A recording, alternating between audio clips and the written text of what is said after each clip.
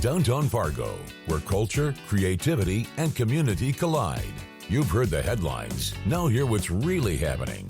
Bringing the best of Broadway direct to you. The stories, the people, and the places that make downtown the heartbeat of our city. This is Rocky's Downtown Hour with Rocky Schneider. Happy Friday, everybody. This is Rocky Schneider with Rocky's Downtown Hour.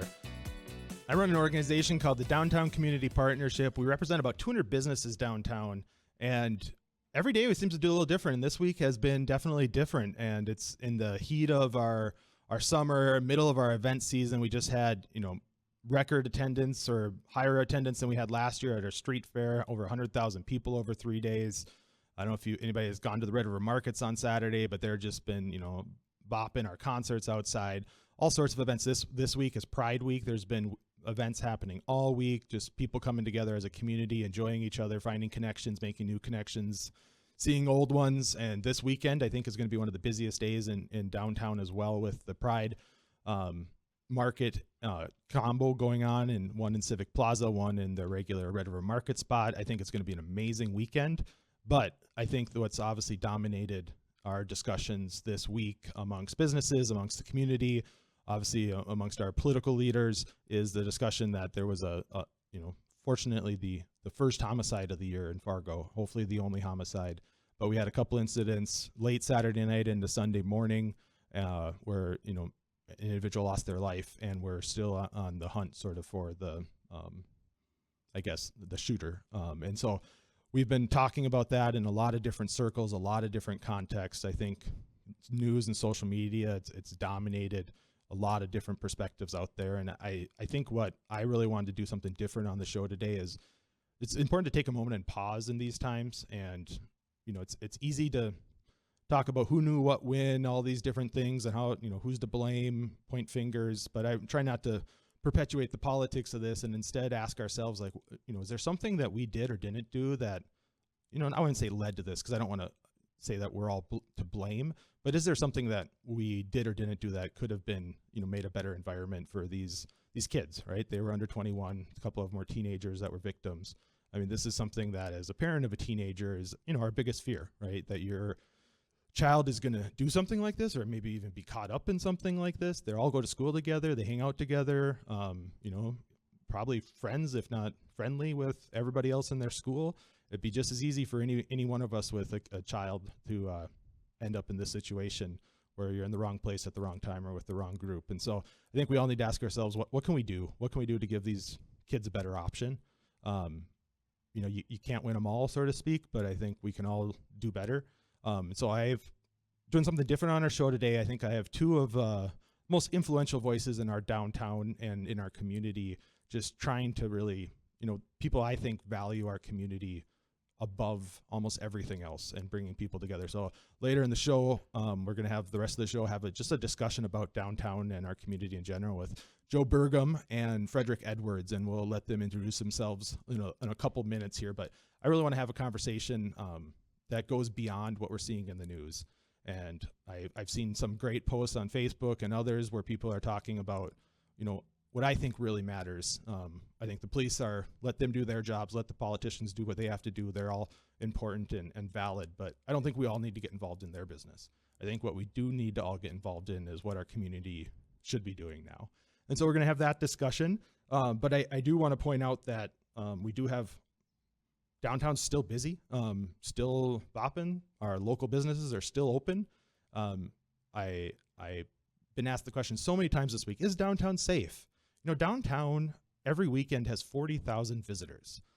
That's as many people as if you added up Devil's Lake, Jamestown, and Valley City combined. That's what downtown turns into every single weekend. And so, it will this weekend as well, if not even more, because of the events going on. And so, do incidents happen? Absolutely. Is it safe? Absolutely. Does it not mean we have challenges? Well, absolutely as well. We need to work on them. We have, I don't want to call us the canary in the coal mine, but downtowns is where you see things first. If there's a problem happening in your state or your community, they usually start in your downtown. They don't, you see them first in your downtown. These problems don't start downtown, but that's where you see them first. We have services provided downtown, cultural, events, economic events. So if things are going well or going badly, look to your downtown and see it, because they're going to end up everywhere else. I saw a post on Facebook today about a homeless encampment out by the interstate interchange, and people were surprised. And I'm like, why are you surprised? You know, it wasn't like just people in downtown were homeless. And it's like, this is a problem that we're all dealing with. They all had apartments somewhere in the state or region, and now they don't. And so we need to talk about why and what we can all do to address this. I think the city also gets a lot of blame or fingers, like, how come you're not doing more? And I would challenge the county and the state and federal government, everybody else too. It's like, we're all in this. It's all of us. It's every city. We all need to work together on this and figure out how we can take the lead. And what the right approach is, that's beyond me. I know a lot of what we've talked about, and just want to touch on it briefly. There was a city commission meeting on Monday that I spoke at, and benches was a topic that got a ton of attention. And I think anybody that knows anything about the benches can agree that that whole discussion was not about benches. You know, it was about, we have an issue downtown of growing number of homelessness. We probably have a growing number of bad actors as well, and I want to separate those two groups from each other. But they all need public seating. We need public seating downtown. Events need public seating. Where that public seating is and how you get the best value out of that small area in the public sphere, I think that's still worth a discussion. I know I spoke in favor of relocating some of the benches, and it got turned into a sort of a anti-homelessness discussion. I think when all the facts come out, it's like, we have Broadway Square. We see homeless there every day, charging their phones, interacting with each other, getting services, everything else, and that's exactly what it's meant for. Having a bench right in front of a business store, that's probably not where those conversations should happen. That's not where people should be hanging out, but doesn't mean they shouldn't have a space to hang out. And so I think there's a logical ground here on this that gets lost when it gets bubbled up into social media sometimes. And so I know there's so many good people working on these things, and I would just challenge everybody, don't take the knee-jerk reaction on these things. Doesn't help, doesn't move us forward. But I also want to tell everybody, it's okay to have knee-jerk reactions. When people die in your community, you see yourself in them, or you see your fears in them, and that's okay to have strong reactions. I think we all have those, and we all choose how to handle them differently. But talk to your friends and talk to people you respect, your mentors, or just, talk to anybody, really. Just make sure you're talking about it. And that's what I want to do on the show today. Have two voices I trust in the community that have different perspectives than I do at times, and I value that. And it makes me better and makes me grow and gives me more to think about. And I think we all should take a moment at this time and think about what can we do to make sure that the next thing doesn't dominate the discussions. How can we make lives better for not just our own, but for our whole community, and make sure our teenagers have something better to do? We all got in trouble at that age, but it wasn't shooting people for everybody. And so what did we have that they don't? And what are we missing right now in our community, in our downtowns, and in our neighborhoods? This could have happened anywhere. As I've been told that this is a feud between people, that they could have easily been anywhere else in town when they met up, and it could have been there. Downtown has a lot of people, so it's probably a higher percentage that happens in a downtown, but doesn't mean it couldn't have happened in any neighborhood or any neighborhood park or any commercial establishment in town. Let everybody think about that, and we'll be back with Fred and Joe and have a great discussion. Welcome back, everybody. I hope you're having a great Friday. It's going to be some beautiful, nice weather again. Hopefully it just keeps raining at night, and our days we can just enjoy and be with each other. Right now we're with Joe Burgum and Frederick Edwards. I brought them in today because I think we want to do something a little different, have a discussion about the incident last weekend, about downtown, about what people are talking about, but I want to do it differently. I don't want to point fingers. I want us to have a good conversation about what we should be doing right now. Fred, you want to introduce yourself? Yeah. My name is Frederick Edwards Jr. I'm the co-executive director of Umoja, Inc. Our purpose is to help students graduate. Dropouts cost communities a lot of money. And so our goal is just to help students succeed from 11 years old all the way to 24 years old. So we do richness in the culture by doing a whole lot of events and just making sure cultivating and keeping people together. Thank you. Joe? Well, it's great to be here with you both, and excited to be sitting next to Fred. He does some amazing work with young people in our community through arts and culture, and I think a really important voice in this conversation. I have the pleasure of serving as the executive director of Folkways. We're a community building nonprofit here in the Fargo-Moorhead area. Our mission is to fight isolation and loneliness, and really come in today's conversation thinking about belonging. and what it means to belong in community. And when you don't belong, when you are isolated, when you are lonely, what happens? And I think the incident last weekend is a reflection of that as a community. We try to fight isolation and loneliness through our work in hosting community events. So we host the Red River Farmers Market in downtown Fargo, the Night Bazaar, the Christmas Market, creating vibrant places for people to connect, to have moments to reach out to someone that you maybe haven't seen in a while and say, hey, like, do you want to meet me at the farmers market for a cup of coffee? And we believe that it's through those group experiences that we can build social fabric, and that we can start to change the narrative on what it means to be alone and define what it means to belong in our community. Yeah, and so maybe, set the context. We had a shooting last weekend, and, I guess they expect the shooter was a 20-year-old, and the victims were, upper teens. I guess as a parent of a teenager, I want to thank both of you guys, because you are doing what we all want to do as parents and give our teenagers positive experiences and positive options out there. These kids did not take the right option, and maybe it wasn't an option for them this weekend. And maybe just to start, what are we doing as a community here when teenagers don't have anything better to do than this? Like, I don't know, or maybe just general thoughts on this. We've all talked about it. Yeah, I think for me, one of the big assumptions is that, these students were kind of outside to cause trouble, et cetera. But one of the only places to socialize right now is downtown after COVID. There aren't a whole lot of third spaces for teenage or people right on the cuff of 21. But I happen to know 2 of the 3 victims who were shot. These are people who had jobs. These are people who were working, had families, et cetera, went to church, et cetera. So these aren't just people who are downtown just walking around, random young teenagers causing trouble. These are folks who are trying to change their lives. So I think it's very unfortunate that sometimes the community sees a shooting and they just assume that everybody in that community is maybe doing something negative or deserve what happened to them. And so I think one of the best parts of that narrative is also just humanizing the victims and recognizing that they are amazing human beings who are trying to advance Fargo as well. But due this circumstance and situation, it kind of has everybody lead to assumptions, which is where we all are as humans. Yeah, I mean, I think I appreciate you saying that, because I haven't heard that, right? And it makes me just, why haven't I heard that? And I realize we're all sensitive to talk about victims. I mean, it's an impossible task to use the right words, and so I just appreciate you humanizing them. I think that's a good way to look at it. But Joe, what conversations have you been having since Saturday night? Yeah, I mean, I think there's been a lot of discussion about this perception of crime and violence, which I think is where we go to when we see headlines or learn about instances like this. And I think as you shared, Rocky and Fred, with your context as well, this was an organized crime. This wasn't inherently individuals that have been in severe acts of violence before.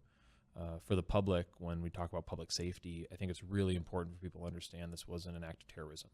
This was not an act of mass violence. When we think about tragedies across the country that relate to gun violence, we're horrified to think about those random, planned moments of violence, and that was not this. And so as we think about sort of the space downtown and the third space that Fred talks about, that idea outside of work and home, where are you spending time? For young people, let's walk in the mall. I mean, when I was a teenager, it was going to Walmart at midnight and buying soda. Where do people go and spend time in public outside of your home and work, and often in a non-serious way? Work and home can be very serious. So the third space is that coffee shop, that brewery, the public square. Where are young people able to spend time in that way?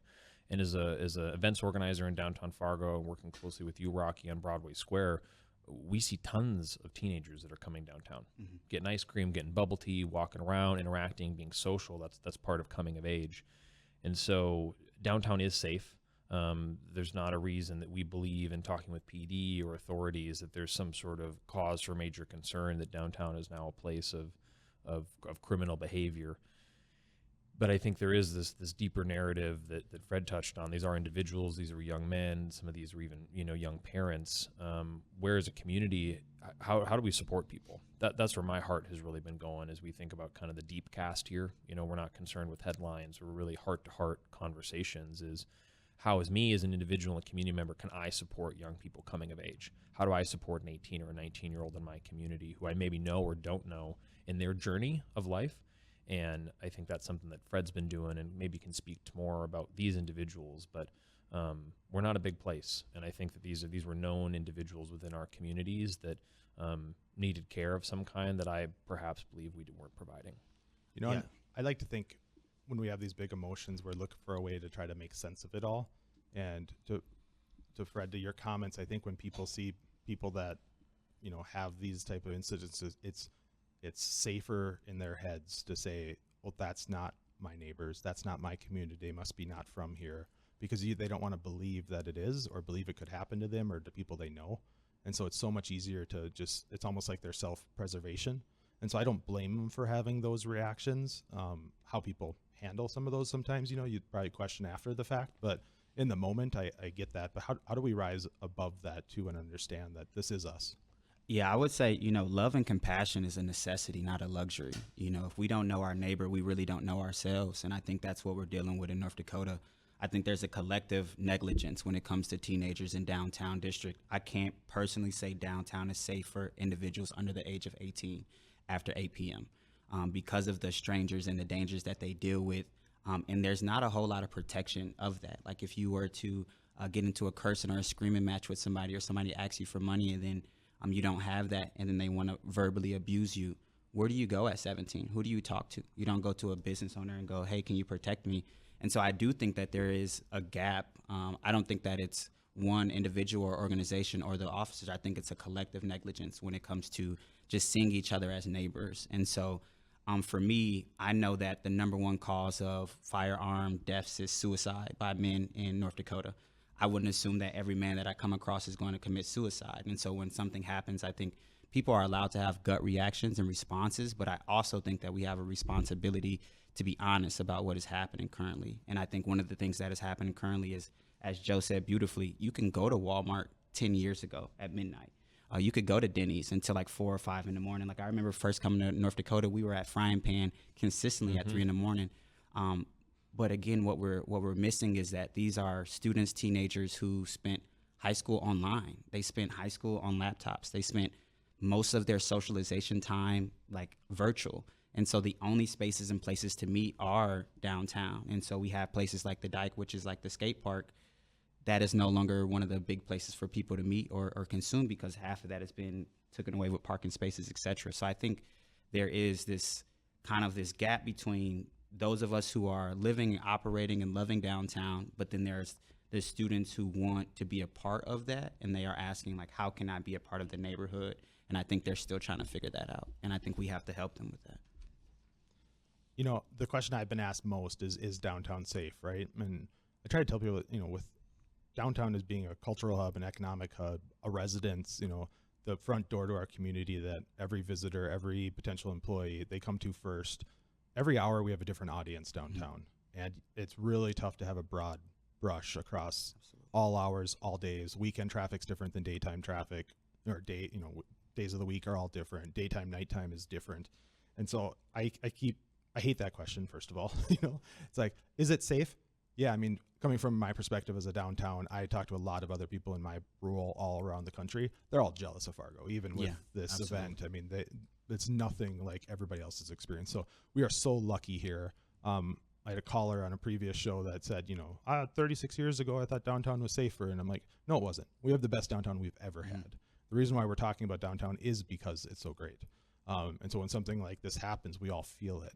But I also really want to address that there are a lot of people that feel unsafe right now, and they won't come downtown. And so regardless of what the answer to that question is, that doesn't matter what the answer to the question is, because people feel unsafe. And so we need to figure out how, as a community, nobody deserves to feel unsafe, right? Not teenagers downtown, not well-to-do suburbanites, that want to also enjoy the downtown. It's everybody's right to be able to feel safe when they come downtown. And so I want to figure out how we get to that point. If I may, Rocky, Yeah. I mean, I think an invitation to people that maybe haven't been downtown recently that are listening, or maybe you're in that spot where it's like, man, I feel uncomfortable downtown. Come downtown during an event. Come downtown for a farmer's market or the street fair when there's thousands of people and there's great community presence. Because I think, as Rocky mentioned, it's an 18-hour city. The downtown is for a different group of people at multiple times of the day. And I think understanding the value the downtown plays to the community at large is really important.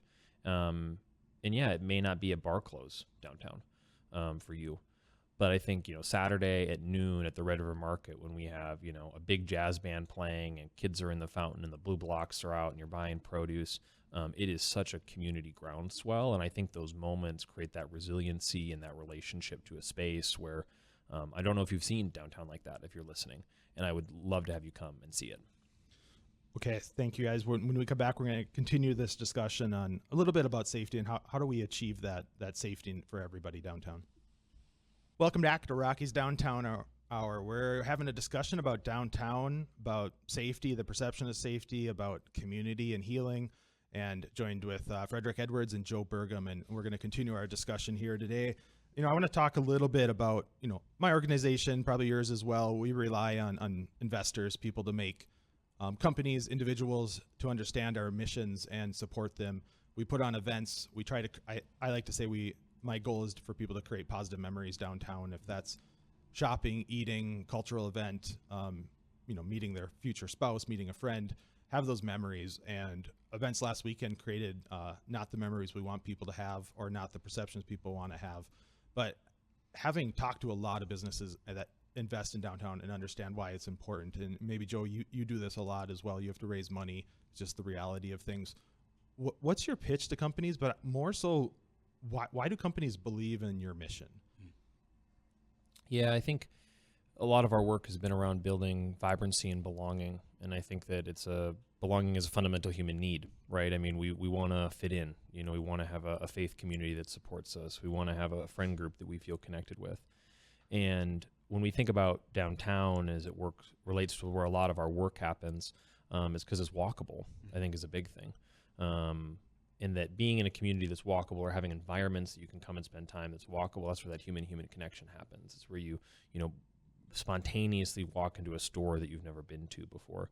When we're in our cars, we're very planned, right? We're point to point. We got to go from our house to our office, go to run the errand. And there's not that flexibility that just the joy of walking brings. People love going on vacation, I think, because often when people are on vacation, they're walking more.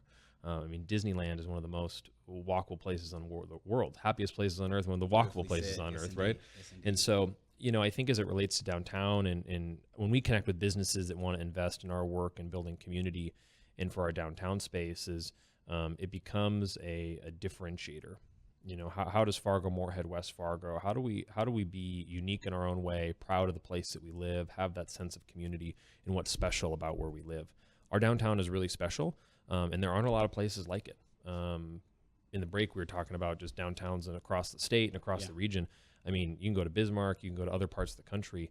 We are really lucky to have a walkable neighborhood with as many restaurants and shops as we have, and then to have a place like Broadway Square where you don't need to buy anything. You can just come and play at the fountain like you do at any park, but you get to be in that unique, special setting. Yeah, I would add on to that Fargo downtown is very collaboratory. So when we do events downtown, Pounds downtown, the OB, Indigenous Association, Black Coffee and Waffle, these are folks who will reach out and they will say how can we support what you are doing? And that's not common in other parts of other cities. But I think one thing that's really big about Fargo is parking is free, but also so is the experiences. It's rare that you have a large downtown area that is so vibrant, have so many people coming, and you don't have to spend that much money. You can really just get the vibes and experiences from the rolly chairs at the Broadway Square. You can walk around the Heart, and now they have that pathway back on the riverfront. I think there's some things to be said about people maybe not knowing all that downtown has to offer, and that is probably one of the beauties of living downtown now is there are parts that I never would have known, like Tochi, that store that's right there in this little cut area that has all these supplements and vitamins. But on top of that collaboratory aspect from the downtown just shows what we are potentially able to do larger in Fargo. Because when you go to a Bismarck, you go to a Jamestown, these are really cool people, but you don't see people walk around downtown. And so for us to have that narrative of should we come downtown? Not only should we come downtown, but how can we stay downtown? And there's things to do for hours down there. So I will add that. And I think for listeners here that have remember or older generation, there's a period of time where people weren't staying in North Dakota. People were leaving the state. The Buffalo Commons. The national papers are saying, hey, turn the state into a wilderness park for the bison. There's nothing going on here. It's things like downtown that I think have said, hey, this is a unique, differentiated place.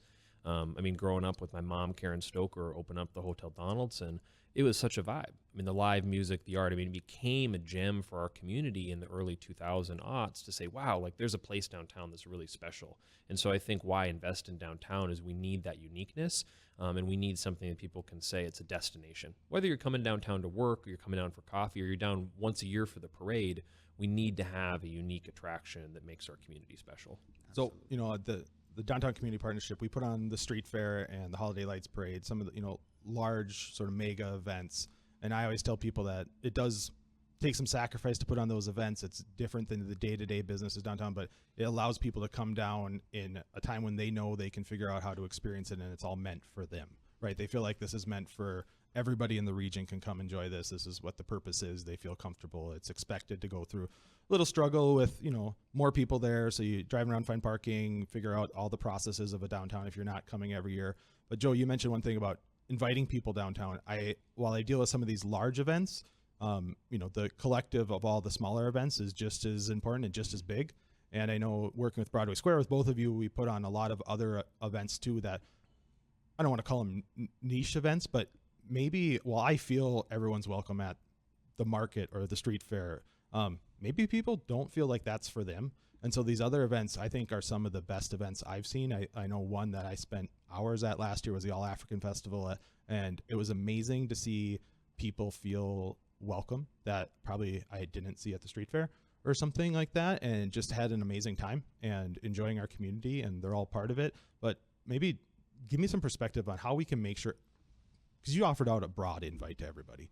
That doesn't work for everybody. Yeah. How do we make sure they find their place?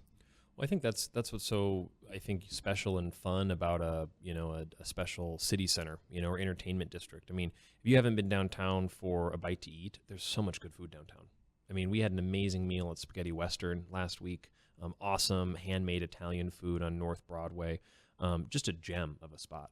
I think about all of the concerts downtown. Mm-hmm. I think I've heard that this might be the last year the Blenders are playing.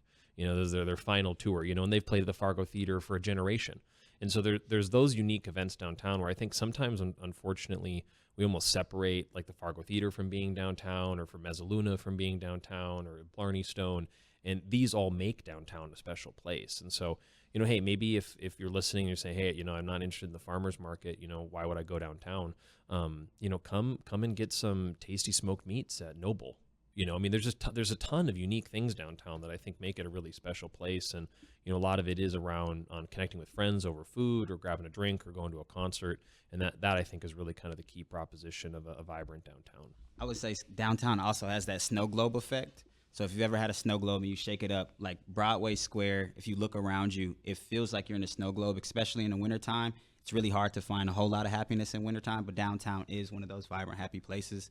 But to add to that, I think not having events downtown and those regular days kind of really bring me downtown, because those are the days that you see random amount of people. You see people from the wrestling tournament from the Fargo Dome, and all of those kids are downtown during a certain month. You see Halloween time, people are wearing costumes, etc. And so I think for me, those times where it isn't a whole lot of people is where I find community, because you can have those one-on-one conversations when you're on a swirly chair and somebody asks your daughter, like, hey, is it okay if they get this blank, because we're also on swirly chairs downtown. And so I think remembering that snow globe effect, everybody needs to be a part of that. And so adding those margin events, I think, has been really cool to see over the last 2 years, seeing folks from different margins come together and say, like, I also can be a part of this space. I see myself as a part of this space. It's been huge. And maybe how do we normalize that too, where, I mean, we all are at Broadway Square almost every day, probably, because it's the center of our worlds anyways. But I love Broadway Square because I'll see the, homeless, unsheltered guy there charging his phone next to kids playing in the splash pad, next to girls eating ice cream there, next to guys in suits having a corporate meeting, next to just, a retired guy coming out to watch people and do something for free. And they're all okay with that. They're all doing their own thing right in the same, busiest little park in the city. And I don't think any of them feel unsafe at that moment. But I know there's certain people in town that would come to there and be like, what's going on here? I don't want to be next to that or next, this, because they just don't understand that there is difference out there, and that's okay. And then I just want for everybody listening, I don't want to say we're avoiding, we do have some challenges as well, but by far and away, those interactions are all perfect, and they're just people doing their thing. How do we normalize that? I think it is just that opportunity to come and be a part of something and experience it. I mean, if you haven't been downtown for the farmers market, I'll say it again, or have come and experienced it. I mean, we run every single Saturday, July through October from 10 to 2. We are so fortunate to have a world-class farmers market in downtown Fargo. I mean, we're known as a region for feeding the world, and I think that's really showing up now in a way that you can come downtown and you can buy amazing homegrown tomatoes and fantastic produce and local grass-fed beef. And we have a sourdough vendor that just has these amazing loaves of bread that they're selling. And it becomes a community fair. I mean, I really feel like opening day, it felt like a hometown reunion. I mean, the energy, the palpability in the air, it is a really fun place. And there is that people watching aspect, you know, that you can be in a large or medium-sized event and you don't need to be interacting with everyone, but you're still getting that social interaction. And I think that's for us in our mission on fighting isolation and loneliness is that's where you build that social resiliency. Being alone, being depressed is really hard. And we often don't know it when we're in it. And it's that friend that reaches out, or it's after we're through those hard times where you say, man, that season of life was tough. Or, hey, I haven't seen Fred in a long time. I should reach out to him. Now, there may not be any signals that to me that Fred is lonely, but I think as a community, we think about why North Dakota is a great place and you know, church basement cooking and community groups and fighting the flood together. This is community coming together. And I think inviting and reaching out to someone is such a powerful thing to do. And our mission is to try to create those spaces that you want to come for a casual interaction. And downtown creates that venue for us in a really special way. Fred, we're gonna go to break in a second, but I think when we come back, I want to talk to you about how do we normalize interactions with people that are different than us, and how do we challenge people to do that. Welcome back, everybody. We're having a community discussion about our downtown, about what's recent events going on, and what people are talking about, and have joined with Frederick Edwards and Joe Burgum, and we're going to continue the discussion. And maybe just to kick it off, one of my favorite videos to watch on YouTube when I'm bored and scrolling is, I don't even know her name, but she's this cute blonde lady who looks very unassuming, and she goes and sits down at the park in New York at a chessboard and always plays chess with somebody different. And she's like a secret grandmaster. Her mom was a grandmaster as well. And so, you know, this kind of like bubbly blonde girl sits down with these guys who play chess every day with different types of people, and she starts playing with them, and obviously she beats them, and she's very, very good. But it's such a cool to watch her conversations and experiences because they're all different and they're all coming together over something that is a shared interest in chess. How do we get that type of interactions? You know, I mean, that's purposeful right there. How do we find those purposeful interactions at downtown? It's easy to have them randomly, or if you take a little initiative, but how do we make those clashes happen purposefully? Yeah, I think for Umoja and Fred's Dissonance, our primary focus is ecosystems of belonging. And so I think a lot of times people want a kumbaya where everybody comes together.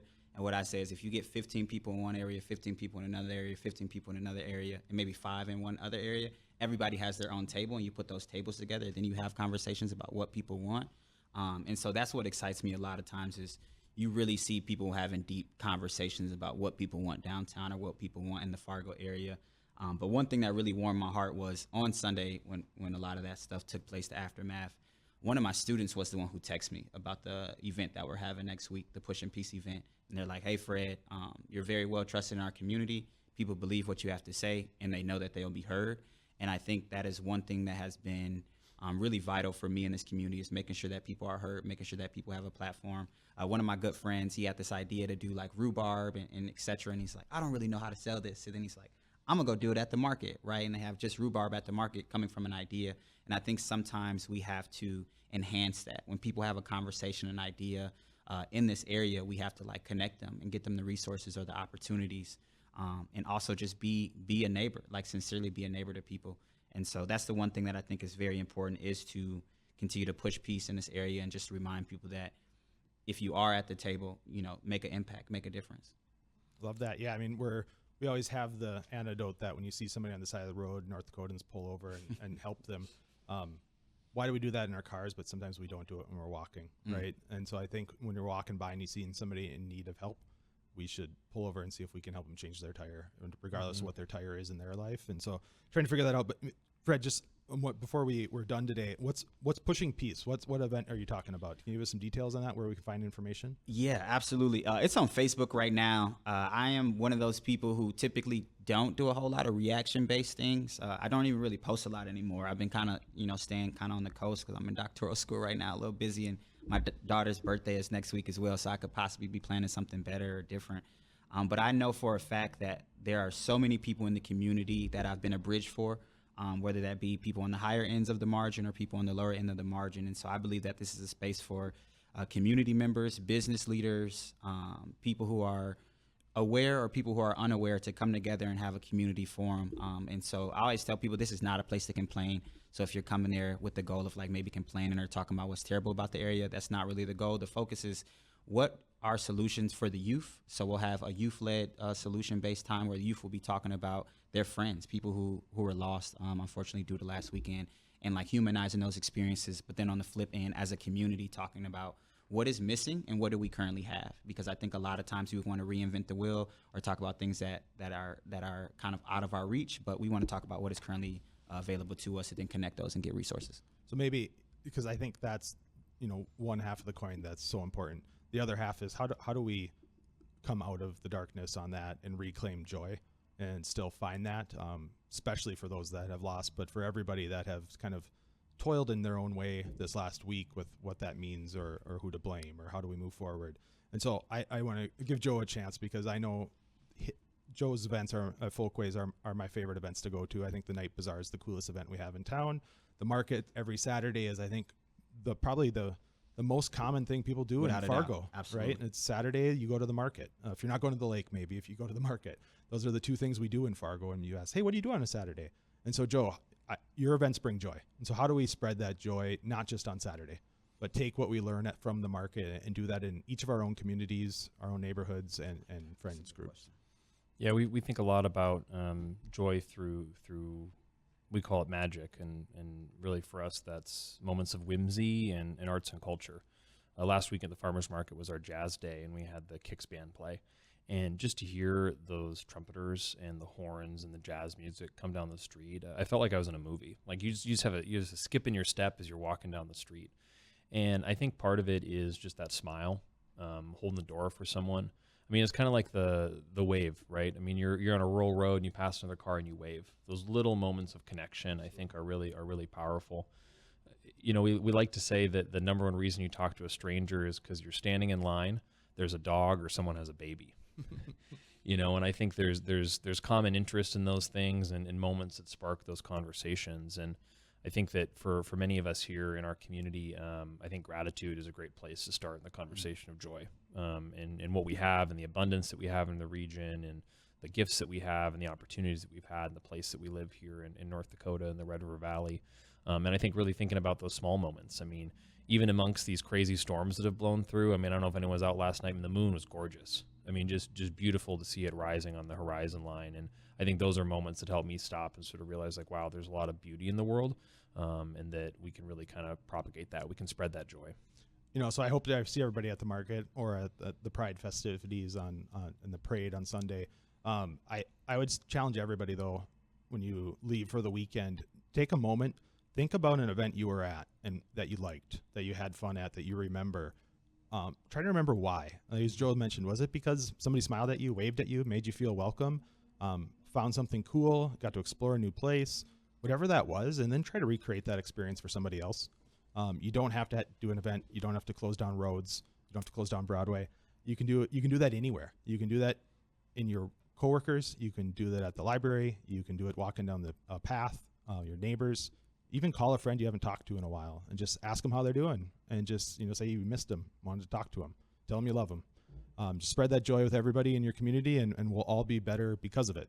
But everyone have a great weekend, and we'll be back next week and continue to talk about amazing things happening downtown.